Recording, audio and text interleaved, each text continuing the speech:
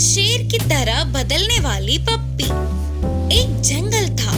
उस जंगल में एक साधु आश्रम का निर्माण करके वहीं पे ध्यान में लीन रहता था। किसी के भी मदद मांगने पर हमेशा मदद करता। उनकी इस अच्छाई को सारे जानवरों ने जान लिया। हर तरह के जानवर आश्रम में आकर खुशी से खेलते थे। और तो और जंगली जानवर भी बाकी के पालतू जानवरों से मिलजुल कर रहते थे। एक दिन उस साधु के आश्रम में न जाने कहां से एक पप्पी आई और उस साधु को वह बहुत प्यारी लगने पर वह पालने लगा। एक दिन पप्पी आश्रम से बाहर आकर जंगल में कुछ दूर तक गई। ऐसे अकेले जा रहे पप्पी को एक चीता ने देखा। तुरंत उसके पीछे पड़ गया। पप्पी जल्दी जल्दी भाग के साधु के पीछे छुपकर अपने डर का कारण बताया। तब उस साधु ने पप्पी को अपनी शक्ति से उसे चीता के रूप में बदल दिया। अब चीता बनने वाला पप्पी फिर से जंगल में गई। इस बार उसके पीछे एक बाघ पड़ा। वह फिर से साधु के पास जाकर मदद मांगी। तब साधु ने उसे बाघ की तरह बदल दिया। उस रूप से जंगल में जाने वाली पप्पी को एक जंगली हाथी ने उसका रास्ता काटा। तो इस बार साधु ने तो उसे शेर ही बना डाला। महाराज शेर के रूप में बदलने वाली पप्पी को घमंड आया और उसने जंगल के सभी जानवरों को नीचा दिखाया। और तो और छोटे छोटे जानवरों को भी हानि पहुंचाया। उसके आने की भनक से ही सारे जानवर भाग जाते थे। आखिर में शेर बनने वाला पप्पी साधु को ही मारना चाहा।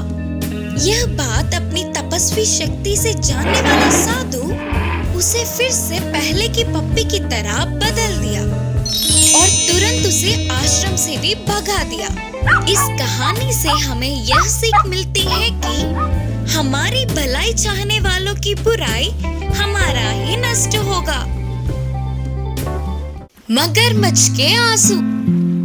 एक जंगल में एक बड़ी सी नदी थी। उस नदी में एक मगरमच्छ घूमता रहता था। उधर पानी पीने आए हुए हर एक जानवर को वह मगरमच्छ पकड़कर पानी के अंदर ले जाता था। ऐसे उस मगरमच्छ के बारे में सबको पता चल जाने पर उधर कोई भी नहीं आता था। तब से वह मगरमच्छ कब कौन हाथ आएगा, उसका भोजन कौन बनेगा करके इंतजार कर रहा था। एक दिन यह सब कुछ पता न होने पर एक हिरन नदी के पास आकर धीमे धीमे पानी पीने लगी। हिरन को देखने वाला मगरमच्छ उसे किसी भी तरह खाने का निर्णय करके पानी में डूबकर धीरे से हिरन के पास आकर अचानक से उसके पैर पकड़ ली। हिरन के लिए यह घटना अचानक घटने पर उसे कुछ भी समझ नहीं आया। तुरंत उस सदमे से बाहर आकर रोना या चिल्लाना छोड़कर हंसने लगी। तो मगरमच्छ ने पूछा, पागल हिरन, मरते मरते क्यों हंस रही हो? मगरमच्छ मामू, पागल मैं नहीं बल्कि तुम हो। तुम मेरे पैर समझ के एक लकड़ी को पकड़कर चबाने जा रहे हो, बोलकर फिर से हंसने लगी। हिरन के ऐसे हंसने पर मगरमच्छ के घमंड को ठेस पहुंचा और उसने हिरन के पैरों को छोड़ दिया। किनारे पर पहुंचने वाली हिरन बार बार बच गई करके चैन की सांस ली और उधर से भागने लगी। देखो तो वह कोई भी लकड़ी के ना होने पर हिरन उसको बेवकूफ बनाकर चली गई करके मगरमच्छ को बहुत गुस्सा आया। ऊपर से स्वादिष्ट भोजन थोड़े में हाथों से फिसल के जाने पर बहुत दुखी हुआ। अगले दिन नदी के पास पानी पीने एक लोमड़ी आई। बात ये था कि लोमड़ी और मगरमच्छ अच्छे दोस्त थे। मगरमच्छ को ऐसे दुखी देखकर लोमड़ी ने पूछा, क्या हुआ दोस्त, दुखी लग रहे हो, हुआ क्या है? हिरन ने उसे बेवकूफ बनाकर कैसे बच के निकल गई करके पूरी बात बताकर मगरमच्छ ने आंसू बहाए। अरे नहीं, ऐसा हुआ क्या? तब तो दुख होगा ना।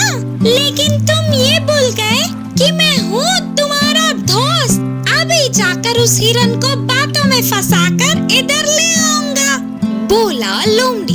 फिर हिरन के आने पर मगरमच्छ को क्या करना है, यह सब उसकी खान में उपाय बताकर लोमड़ी चल पड़ी। आखिर में लोमड़ी ने एक जगह पर हिरन को पकड़ ही लिया। हिरन दोस्त, लगता है किसी चीज के लिए ढूंढ रही हो। मैंने कच्ची घास को बहुत खा लिया, ऊपर से इस धूप से बहुत प्यास लग रही है। कहीं तो भी पीने के लिए पानी दिखेंगे तो अच्छा होता करके ढूंढ रही हूँ। अरे हमारे पास में ही पीने के पानी का नदी है ना?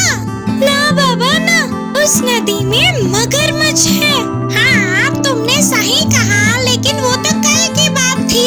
आज वह मगरमच्छ मरा पड़ा है। मैं सुबह ही नदी के पास गई थी और देखा कि वो मरा पड़ा था, तो बिंदास पानी भी पिया। तुम्हारी बात को मैं मान नहीं पा रही हूँ, तो फिर चलो तुम अपने आंखों से स्वयं देखकर पानी भी पी लेना, बोलकर लोमड़ी अपने साथ हिरन को ले गई। हिरन ने दूर से ही देखा कि मगरमच्छ मरा पड़ा था। फिर से पक्का करने के लिए और नजदीक गई, तो उसमें कोई भी हलचल नहीं थी। फिर भी हिरन को शक था, तो अपनी बुद्धि से बोली, अगर मगरमच्छ सच में मर गया तो उसके मुंह से उफ उफ के आवाजें आते हैं ना। हिरन को मनवाने के लिए मगरमच्छ उफ उफ उफ करने लगा। तुरंत हिरन दूर भागकर बोली, रोको, तुम्हारा ये नाटक। मरा हुआ कोई भी जानवर आवाज करता है क्या? मेरे बातों को दूसरी बार मानने वाले मगरमच्छ की मासूमियत से सच में हंसी आ रही है। बाप रे बाप, अभी भी मेरी बुद्धि से बच गई। अब से बहुत सतर्क रहना होगा, बोलकर उधर से झट से भाग गई। इससे मगरमच्छ और लोमड़ी एक दूसरे को देखते रह गए। इस कहानी की शिक्षा है कि उस हिरन की तरह हम भी अपने बुद्धि से काम लेंगे तो कितनी भी बड़ी मुसीबत से बाहर निकल सकते हैं। किस्मत बदलने वाला प्यार और दया, ये बहुत पहले समय की बात है। एक साधु जंगल के नदी के पास आश्रम का निर्माण करके रहता था। उनके कई शिष्य थे। वे सभी वही रहकर गुरुजी से विद्या का अध्ययन करते थे। वे विद्या के साथ साथ अच्छे अच्छे सीख भी देते थे। उस साधु के सभी शक्तियों में से एक अद्भुत शक्ति था कि वे मनुष्यों की किस्मत जान सकते थे। उन शिष्यों में एक 10 साल का बच्चा भी था। एक दिन साधु ने उस बच्चे की शक्ल को देखा तो उन्हें उसकी भविष्य का पता चल गया। उस बच्चे की आयुष्य पूरा होने को था और बस कुछ ही दिनों में वह मरने वाला था। गुरुजी को उस बच्चे को देखकर बहुत दुख हो रहा था।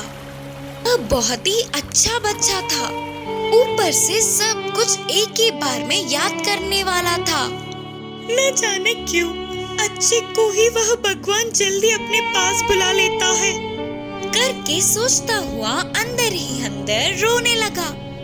मरने से पहले वह बच्चा अपने माँ बाप के पास होगा तो ठीक होगा, करके उन्हें लगा।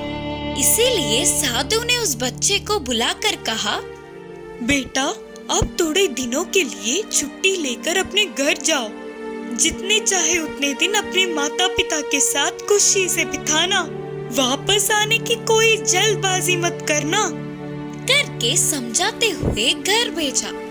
विद्या को बीच में छोड़ के जाना नापसंद होने पर भी गुरुजी के कहने पर उन्हें ना बोल पाते हुए बच्चा घर लौटने लगा। रोज रोज भारी हो रहे थे। शिष्यों को विद्या बोध करने पर भी वह साधु उसी बच्चे को याद कर कर दुखी होते थे। गुरुजी में आए हुए इस परिवर्तन को शिष्यों ने ध्यान दिया, पर उन्हें कुछ पता नहीं चल पाया। ऐसे 3 महीने बीत गए। गुरुजी ने सोचा कि वह बच्चा तो मर गया होगा। अचानक एक दिन साधु पहाड़ी पे बैठकर नीचे देख के चौंक गए, क्योंकि वह बच्चा वापस आश्रम आता दिखा। पहाड़ी के ऊपर पहुंचने के बाद उस बच्चे की शक्ल को देखने पर अब वो अपना पूरा जीवन बूढ़ा होने तक जिंदा होगा करके उन्हें पता चल गया। क्या ये संभव है? क्या करने पर इसकी किस्मत इतनी बदल गई? करके सोचते हुए आश्चर्य हुए और पूछा, बेटा, तेरे इधर से जाने के बाद क्या क्या हुआ, पूरा बताना। करके अपने शिष्य से पूछे। तब वह बच्चे ने अपने घर लौटते समय क्या क्या देखा वो सभी बताया। बीच के रास्ते में दिखे गांव और पार किए हुए शहरों के बारे में बताया, उसके चढ़े हुए पहाड़ों के बारे में और उसके पार किए हुए नदियों के बारे में बताया। फिर साधु ने पूछा, और कुछ विशेष बातें हैं क्या बेटे? फिर शिष्य ने याद करते हुए कहा, एक बार मुझे एक तालाब को पार करना था गुरुजी। तब तक तूफान आ चुका था। इससे वह तालाब और ज्यादा बह रहा था। उस तालाब के बीचों बीच एक मिट्टी का ढेर था। उस पे चींटियों का झुंड कहीं ना जा पाते हुए गिड़गिड़ा रहे थे। थोड़ा थोड़ा होकर वह मिट्टी का ढेर पिघल रहा था। अगर मैं थोड़ी भी देर और कर देता तो सारे चींटियां पानी में बह जाते। और गुरुजी, मुझे तो उन पर दया आई, तो तुरंत मैंने बाजू के पेड़ के डाल को उस मिट्टी के ढेर से लगाकर खड़ा था। तब सारे चींटियां डाल पे आ गए। मैंने उस ढाल को किनारे पहुंचने तक पकड़े रखा। फिर मैं अपने रास्ते चला गया। मैंने उन छोटे जीवों को बचा लिया। इससे मुझे बहुत खुशी मिली। तब साधु सोच रहे थे कि अच्छा, तो ये कारण है, इसीलिए देव देवताओं ने इसका आयुष्य बढ़ाया।